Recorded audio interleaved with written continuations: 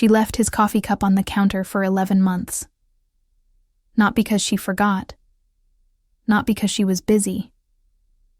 Because the morning she finally moved it would be the morning she admitted he was never coming back, and she wasn't ready for that morning. So the cup stayed. White ceramic, small crack on the handle from when he'd dropped it once and laughed and said, "It still works, doesn't it?" And it did. It still worked. Just like her. Technically functioning, technically upright, technically alive. Her name was Nora, and she had perfected the art of existing without actually living. The alarm went off at 6:45 every single day. She reached for it before it finished its second ring, the same way she'd been doing it for 11 months, the same way her body had memorized a routine her mind had never agreed to.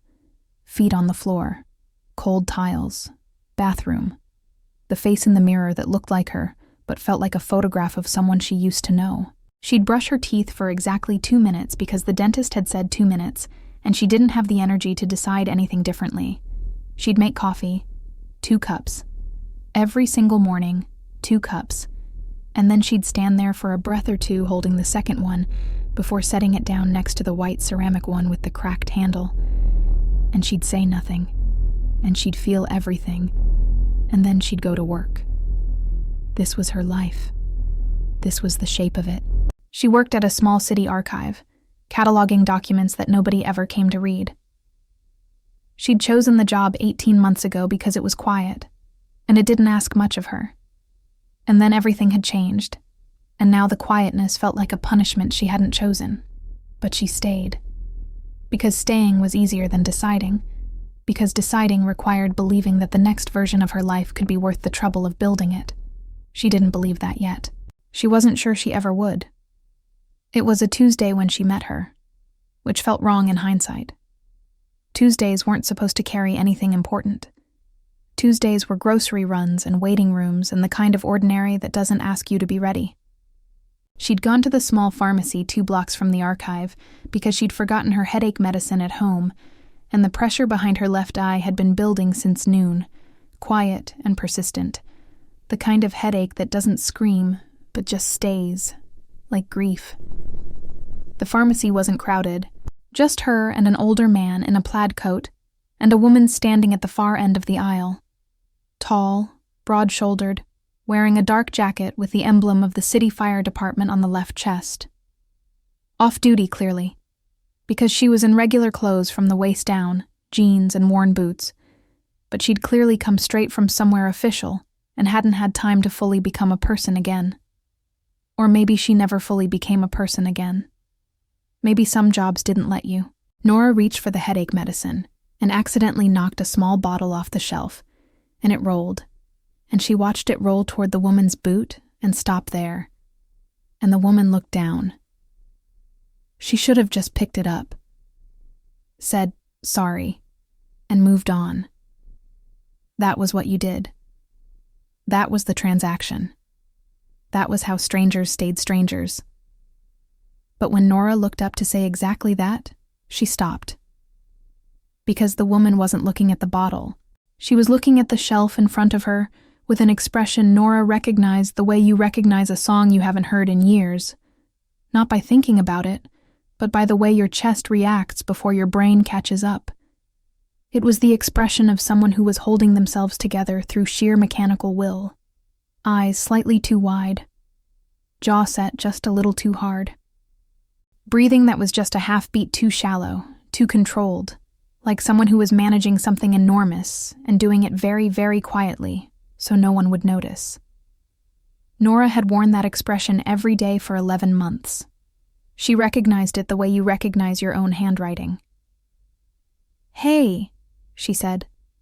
Not "sorry about the bottle," not "excuse me," just "hey," low and gentle and not asking anything. The woman blinked, came back from wherever she'd been, looked at Nora with eyes that were brown and exhausted and defensive all at once. "I'm fine," she said. She hadn't been asked if she was fine. Nora bent down and picked up the bottle from beside the woman's boot, stood back up, set it on the shelf. "Okay," she said. Just that. Okay. I can see that you're not. Do you need something? Just okay. And she turned to go. It's just. The woman started, and then stopped. Nora stopped too. She didn't turn around immediately. She gave it a second, the way you give a sentence room to decide if it wants to finish itself. I've been standing here for 11 minutes, the woman said, voice quiet, almost embarrassed. I came in for something, and I can't remember what it was, and I can't. She stopped again. A breath. I can't make myself leave. Nora turned around slowly. The woman was looking at the shelf again. Her hands, one of them holding a phone, one of them not, were not quite steady, not visibly shaking, but not still either. Nora knew that particular stillness that wasn't stillness.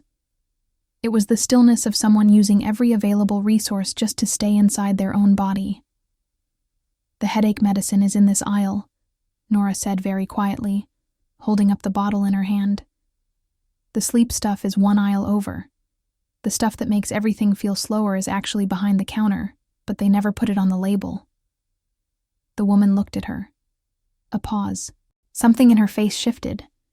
Not into warmth, not yet. Just into something slightly less armored. That last one's not a real thing, the woman said. No, Nora agreed. But I've looked for it anyway. Something happened in the silence between those two sentences.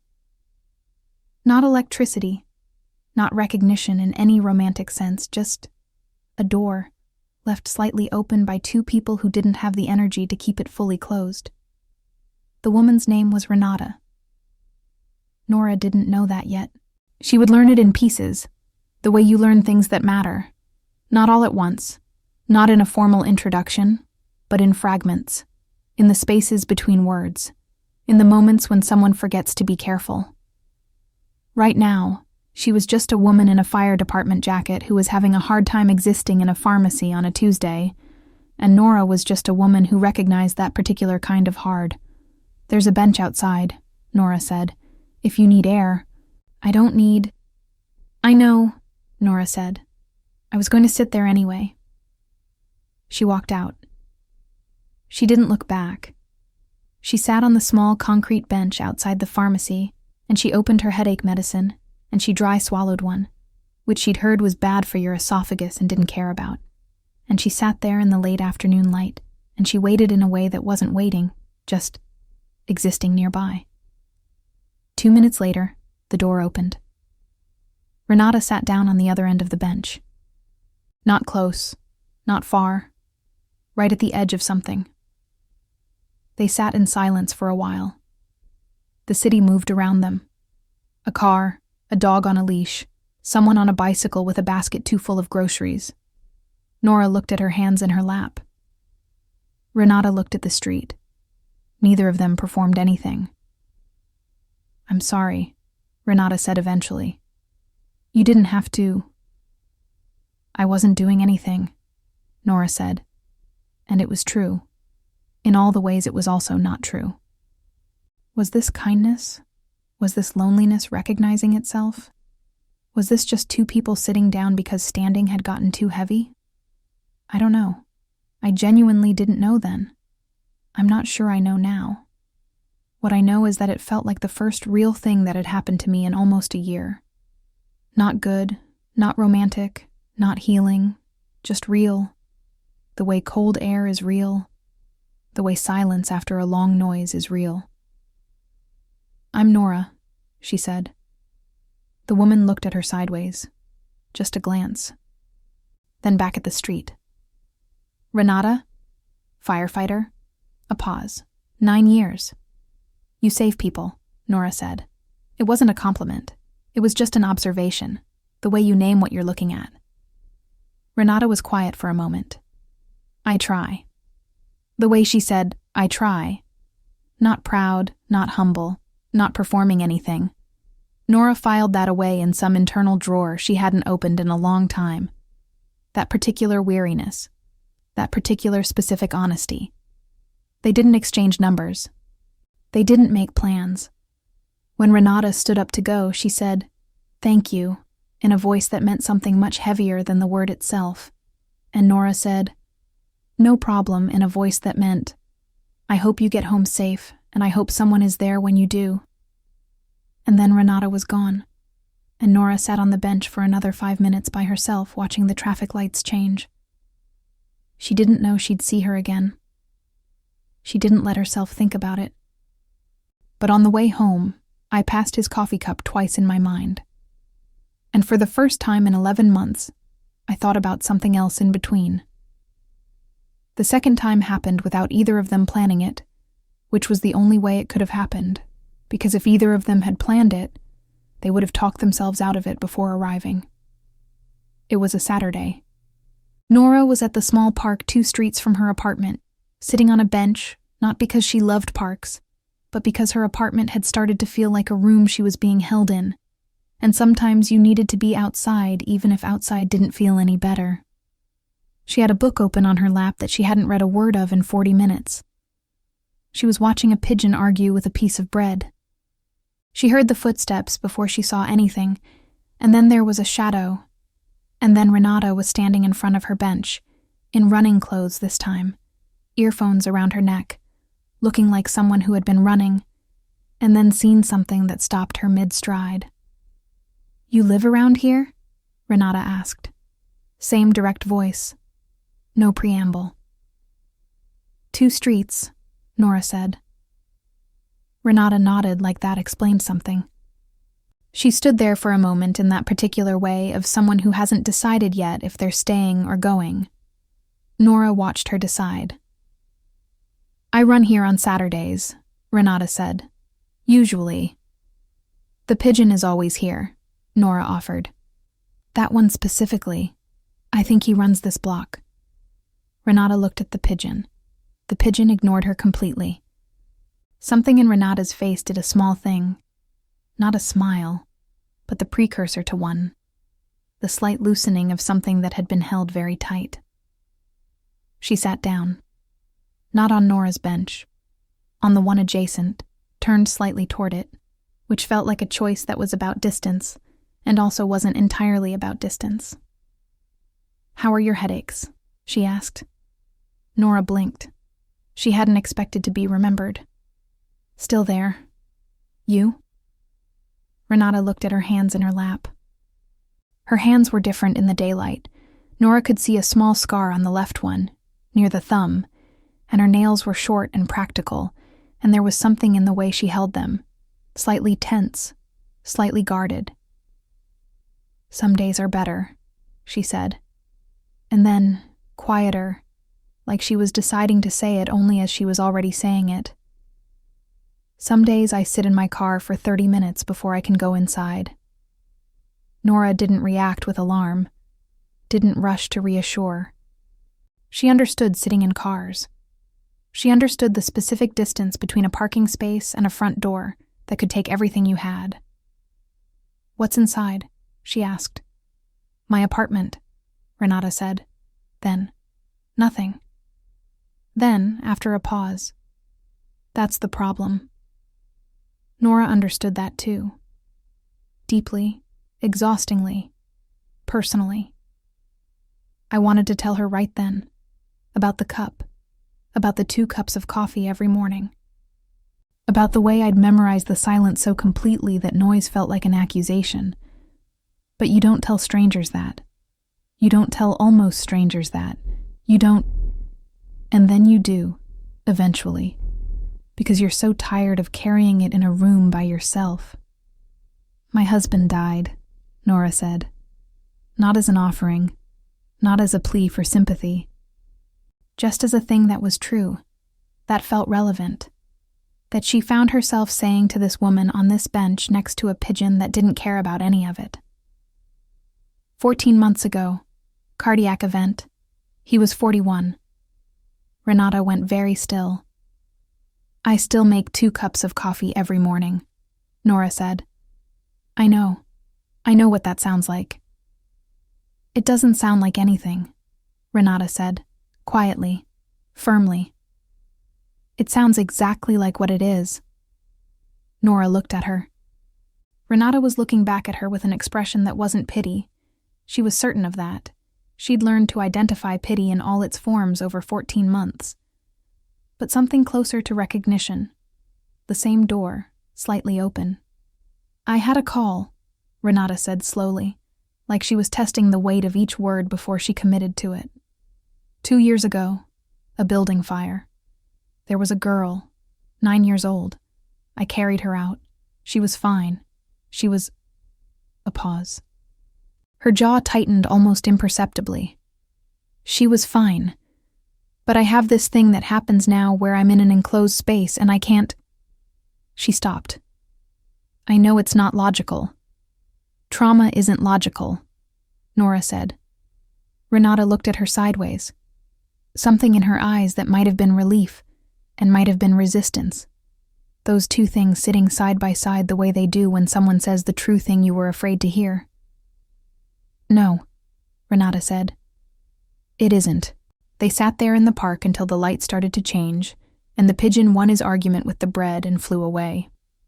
And they talked, not in the way of people building toward something, not in the careful choreography of beginning, but in the blunt, stumbling way of two people who were too tired to perform. They talked about small things. What she'd been making for dinner, the neighborhood, how it had changed. A television series Renata had been watching to fall asleep, because silence was worse. A plant Nora had kept alive for 3 years, and could not explain why she cared about it. When Renata stood to leave, she said, "Same time next Saturday?" Nora looked up at her, this tall woman in running clothes with the small scar near her thumb, and the exhaustion she wore like a second uniform, and said, "I'll be here." She didn't examine it. She didn't let herself open it up and look at it too closely, the way she had a habit of doing with things that felt fragile. She just said yes and meant it.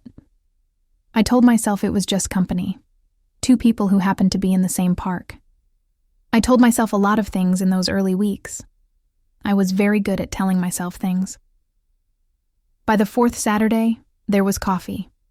Not symbolic coffee, not the kind that meant anything. Renata had brought 2 paper cups from the place on the corner, handed one over without asking how Nora took it, and Nora had accepted it without correcting the order even though she usually took hers without sugar. And this one had sugar. She drank it. It tasted different. She didn't mind.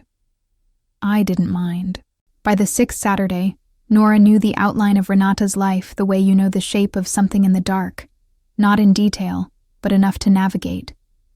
She knew Renata was from a small city further south, that she'd come here at 22 for training, and then just stayed, the way you stay somewhere that doesn't push you out. She knew Renata had a sister who called every Sunday and talked too much, and Renata listened to every word of it and never said so.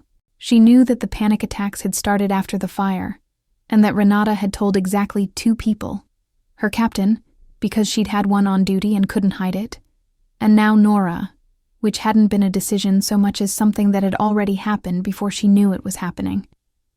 Nora knew that feeling. She also knew, though she was very careful about what she did with this knowing, that the Saturdays had started to feel different to her than the rest of the week. Not lighter, not exactly, but textured. The way something feels when there's weight to it, specific weight, the kind you've chosen. She was not ready to call it anything. She was especially not ready to look at the thing she sometimes caught herself feeling when Renata handed her a coffee cup, their fingers almost, but not quite touching, when Renata's shoulder was close to hers on the bench, when Renata laughed. A low, sudden, brief laugh, like something that had escaped before she could stop it. At something Nora said. She was not ready to look at any of that. She put it in a drawer and closed the drawer. But the drawer was getting full. I want to stop here for a second. Because I know some of you are listening to this while you're washing dishes or sitting in traffic or folding laundry at midnight. And I want to ask you something. Not out loud, just in your own chest. Have you ever held a feeling in your hands like that? Like something you don't have a name for yet?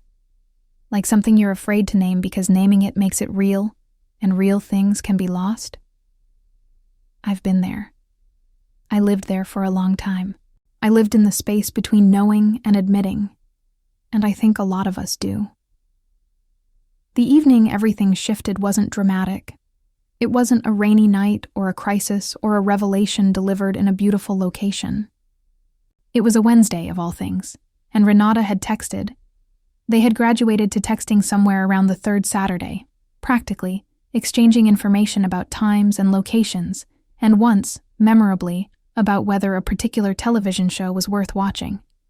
To say she'd had a bad day and was outside Nora's building, and she wasn't asking to come up. She just needed to... She hadn't finished the sentence. Nora had put on shoes and come downstairs. Renata was sitting on the front step of the building, still in her work clothes, jacket unzipped, elbows on her knees. She looked less like the composed off-duty firefighter Nora had met in the pharmacy, and more like a person who had simply run out of the resource she used to look composed. Nora sat down next to her, close. Not touching, but close. "Tell me about your plant," Renata said. Nora blinked. "What?" "The one you can't explain why you care about."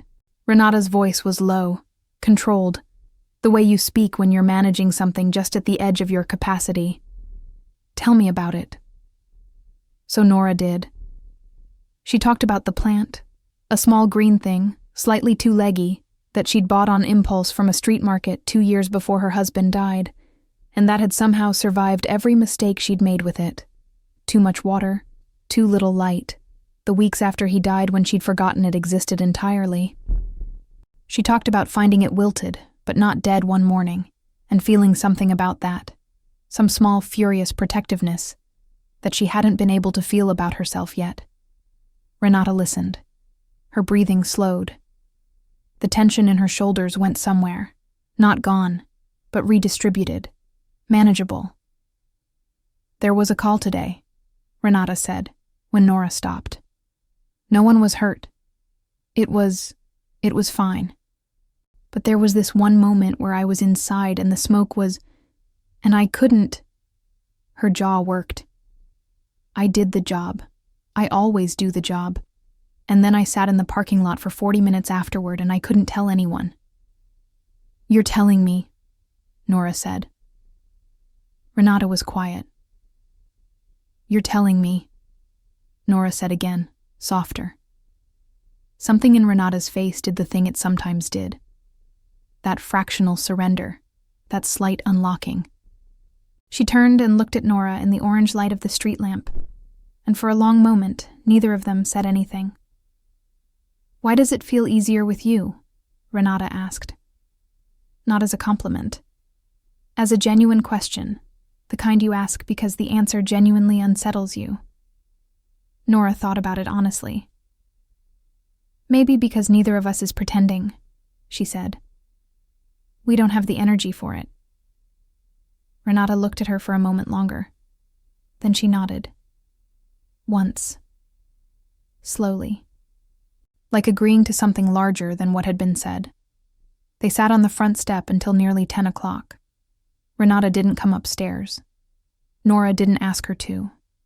They just sat there in that particular quality of together that isn't about location, but about presence, about being in the same place in more than the physical sense. When Renata finally stood to go, she stood, and then didn't move for a moment. And Nora stood too. And they were close. The step was narrow. And Renata looked at her in a way that made Nora's chest do something she absolutely put directly into the drawer and did not examine. "Thank you," Renata said. "Stop thanking me," Nora said. "Come back tomorrow if you need to." Something crossed Renata's face. Something open and slightly afraid, and something else she closed before Nora could name it. "Okay," she said. She came back on Friday, and Sunday, and the following Tuesday. And Nora realized somewhere in the middle of a quiet Thursday evening, sitting in her kitchen with her phone face up on the table because she was waiting for a message she hadn't admitted she was waiting for, that the drawer was completely full and something was going to have to be done about it. "I wasn't ready. I want to be honest about that. I wasn't ready, and I also couldn't stop. And I think that's the most human thing I can tell you, that readiness and happening don't always wait for each other. But before I go further, if this story found you today, I want you to know that's not an accident. Leave me a comment telling me where you're listening from and what time it is there. Because right now, wherever you are, you're not alone either. Subscribe if you want to keep walking through this with me. And now, let's keep going. Man, the thing about grief nobody tells you is that it doesn't go away in proportion to time. It goes away in proportion to living, and those are not the same thing. For 11 months, 14 months, Nora had been putting in the time without putting in the living, and the grief had stayed exactly where she'd left it. Faithful and patient as an old dog, there every morning when she woke up. But something was happening. Slowly, insistently, in spite of her. She found herself telling Renata things she'd locked up in the careful archive of herself. About Marcus, her husband. His name was Marcus. She hadn't said his name to anyone in months, because saying it made him both more real and more gone. About the way he'd hum to himself while cooking. Always slightly off-key. Always the same 3 songs. About the weekend he'd decided to learn woodworking and turned the kitchen into a sawdust disaster zone for 6 full weeks. About the last morning, ordinary and unremarkable. How she'd been annoyed about something small and trivial, and he'd kissed her forehead on the way out the door, and she'd been too distracted to really receive it. And now that was the last kiss she had, and she'd been half thinking about something else when it happened. I replay it, she told Renata. They were in Nora's apartment for the first time. Renata had come for coffee, actual coffee, on a Sunday afternoon, and was sitting at the kitchen table with the kind of careful stillness of someone who was acutely aware they were in someone else's space and was trying to take up the right amount of it. I replay it, and I give it the attention I didn't give it at the time, like I can retroactively be present. I know it's... Don't say it's crazy, Renata said. I wasn't. You were about to. Nora stopped, thought about it. She probably had been. It doesn't change anything, she said instead. No, Renata said. But maybe it's not about changing it. Maybe it's about, I don't know, honoring it, giving it the weight it deserved. Nora looked at her across the kitchen table. This woman who spoke in short, direct sentences, who never wasted words, who had just said something that landed in the center of Nora's chest, with the quiet force of something that had been waiting to be said. You're not what I expected, Nora said. What did you expect? I don't know. Firefighter, strong, competent, solutions. Something moved through Renata's expression. Something that might have been the specific loneliness of being reduced to your function. That's all anyone expects, she said. Not with bitterness, just with the weariness of someone who has been carrying a description that doesn't fit. I stopped expecting that from you a while ago, Nora said. Renata looked at her. Her eyes were very dark in the afternoon light. The white ceramic cup with the cracked handle was in the dish rack to the left of the sink, and Nora's eyes went to it for just a second, involuntarily, the way you check a wound. Renata followed her gaze. She didn't ask, but something in her face said she'd seen and understood, and wasn't going to make it uncomfortable. That restraint, that choosing not to push, was one of the things about Renata that had gotten into Nora in the way that things get into you when you're not paying attention. The specific courtesy of knowing when not to speak. I should go, Renata said, but she didn't move. You don't have to, Nora said, and then immediately qualified. I mean, there's no reason to rush. Renata looked at her coffee cup, back at Nora, and Nora felt the drawer do the thing it had been threatening to do for weeks, a slow, irresistible slide, something trying to get out. Nora.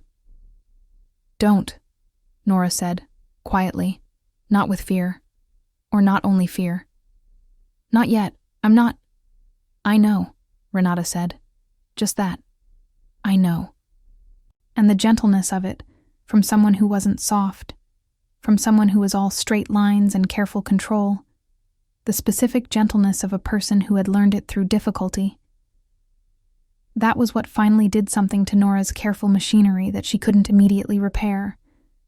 She didn't cry. She wasn't going to cry.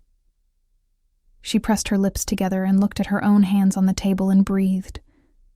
Renata's hand moved across the table and covered hers. Not dramatically, not as anything declared, just a hand on a hand. Warm. Still. They stayed like that for a long time. There are people who will read something like this and say, "That's not how it happens. That's too slow. That's too much restraint." And maybe they're right. Maybe some people don't need as much time. But some of us who've loved and lost and learned to keep the dead close for fear of letting go, some of us need the long way around. Not because we're broken, because we're being careful with something that matters. And I think some of you listening know exactly what I mean. What Nora didn't expect, the thing she had made no room for in her architecture of surviving, was how afraid she would become once she understood what was happening. Not afraid of Renata, never of Renata. Afraid of herself, of what she was capable of losing. She'd loved someone, deeply and fully, and then she'd stood in a hospital corridor and a doctor had said words she couldn't hear over the sound of her own blood, and the world had collapsed from the inside, and she had rebuilt herself into something that could stand and function, and make 2 cups of coffee every morning, and that architecture, fragile as it was what she had. And now something was asking her to knock a wall down. Something was asking her to make herself available to loss again. She pulled back. Not dramatically. Not in the way of fights or declarations. She became slightly less available. She let a Saturday go by with a short text instead of the park. She answered Renata's messages a little slower. She stood at the edge of herself and looked across at what was growing between them, and felt the specific terror of someone who has already survived the unsurvivable once, and is not sure they can do it again. Renata noticed. Of course she noticed. She was someone who paid attention, who watched the details of things, who had survived 9 years in a profession that required reading a situation accurately, or failing at something that mattered. She didn't push. She didn't demand. She sent a message that said, "I'm here when you're ready. No rush. I'm not going anywhere." And then she waited. And the waiting was its own form of statement, its own kind of quiet courage. Here's something nobody talks about. It's not the falling in love that's brave.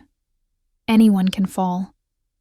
The brave thing is the choosing to, the knowing what you're risking and choosing anyway, the looking at your own fear and saying, yes, and still.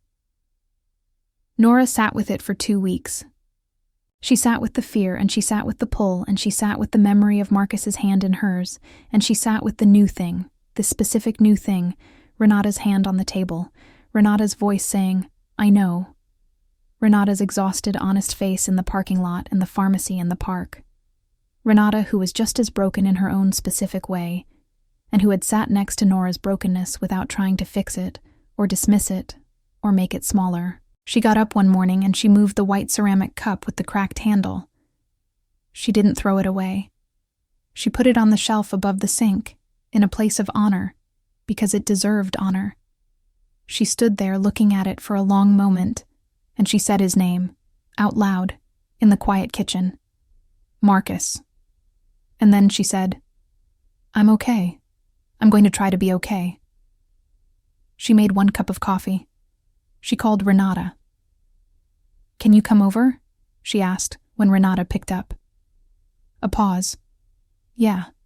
"When?" "Now," Nora said. "If you can." "I'm 20 minutes away." She was there in 15. Nora opened the door, and Renata was standing there in the low light of the hallway, and she must have seen something in Nora's face, because she didn't say anything. She just came in, and Nora closed the door, and they stood in the small hallway of the apartment, and Nora looked at her. This person who had found her on a bench, who had sat with her through the slow, terrible work of beginning to be alive again, who had shown her her own fear so that Nora didn't feel alone in hers. "I'm scared," Nora said. "Me too," Renata said. "I don't want to be scared anymore," Nora said. "Neither do I," Renata said. And Nora stepped forward and Renata put her arms around her.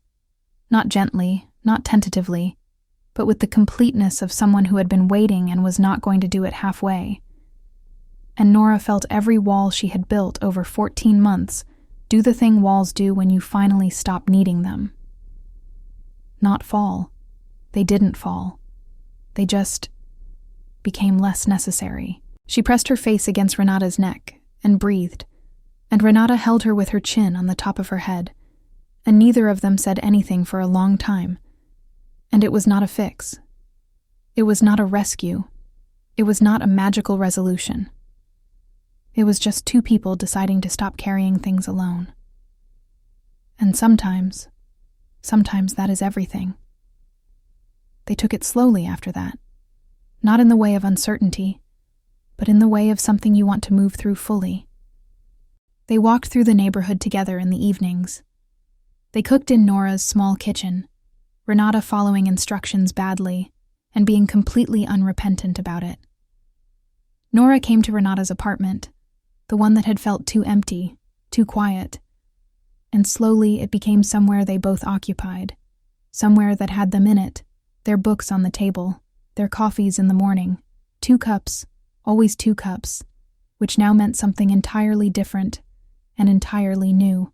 Renata had a hard day and called Nora from the parking lot, like she used to sit in the parking lot alone, except now she called, and Nora talked her through it the way she'd learned to. Low voice, slow words, grounding her, until she heard Renata's breathing shift into something steadier. And then Nora would say, "Come here when you're done," and Renata always would. Nora had days when the grief came back, as grief does, unbidden and heavy and specific, when she'd reach for the 1 cup instead of 2 and feel the weight of the decision, when she'd pass something that reminded her and her body would remember before her mind could intervene. And Renata would be there, not fixing it, not diminishing it, but present in the room, making tea, reading quietly nearby, a hand on the back of Nora's neck at exactly the right moment, an understanding so deep it didn't require translation. They were not a solution to each other. They were not a cure. They were company. They were witness. They were the difference between surviving alone and surviving with someone beside you who had looked at the worst parts of you and decided to stay. Some people are going to judge that. Some people did. There were comments, glances, a particular kind of silence from people who thought grief had a timeline, who thought love had a correct gender, who had opinions about what Nora owed to memory and what she owed to herself. People who'd never lost anything the way she had, or who had lost things and made their loss into a rule for everyone else. And I want to say something about that to anyone listening who has been judged for who they love, for how long they grieved, for who helped them survive. You don't owe anyone an explanation. Not for your healing, not for your heart, not for the particular form your happiness takes. You don't. I've thought about that a lot. I've thought about the people who looked at us and decided they knew something about us that we didn't know about ourselves. I've thought about all the people who are loved in ways the world doesn't sanction, who are loving in ways the world doesn't understand, who are healing in ways the world doesn't recognize. I don't know all your names or your stories, but I know what it feels like to be looked at like a question that doesn't have the right answer.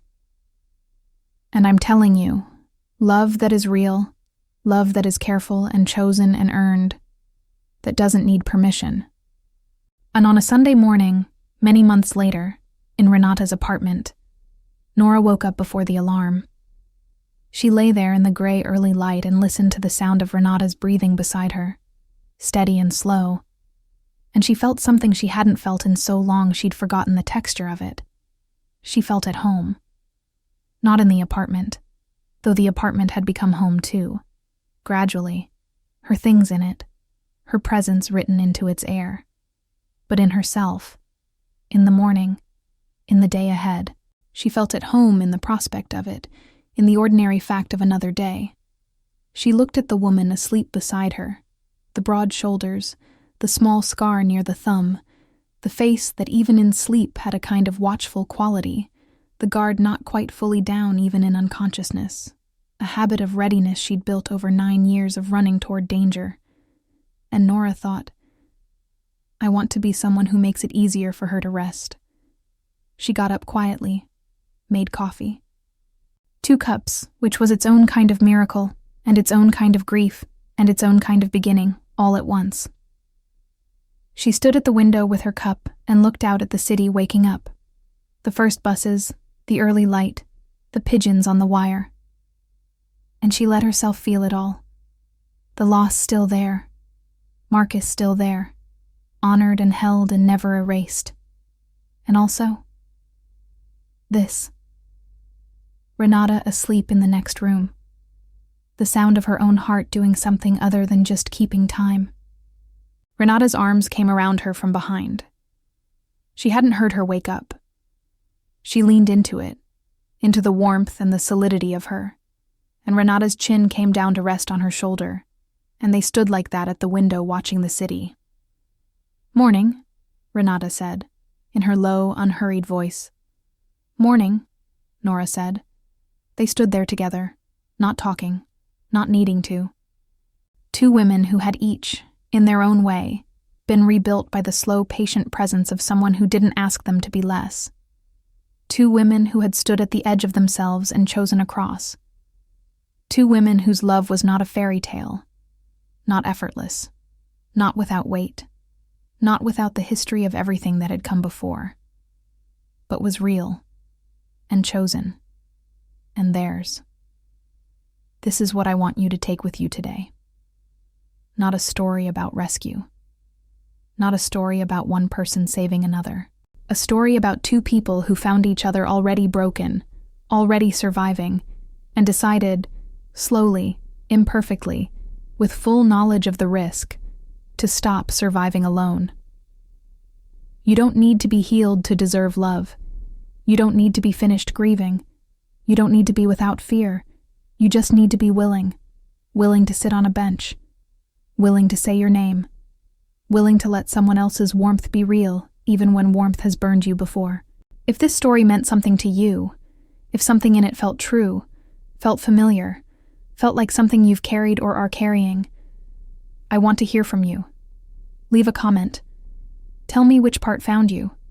Tell me if you've sat in that parking lot, if you've made the extra cup, if you've known the particular weight of a name you don't say out loud anymore. Tell me, because this channel exists for exactly that. For the stories that are real, for the love that is human, for the women who love women and the lives we actually live. Like this video if Nora and Renata's story touched something in you. Subscribe if you want to walk through more stories like this one. Stories with no fairy dust, no perfect endings, just truth and tenderness, and the long, hard, beautiful work of being alive. Thank you for being here. Thank you for listening all the way through. That's not a small thing. In a world full of noise, choosing to sit with a story, choosing to be present for it, that's an act of courage. Take care of yourself today. And if you can't, find a bench and let someone sit nearby.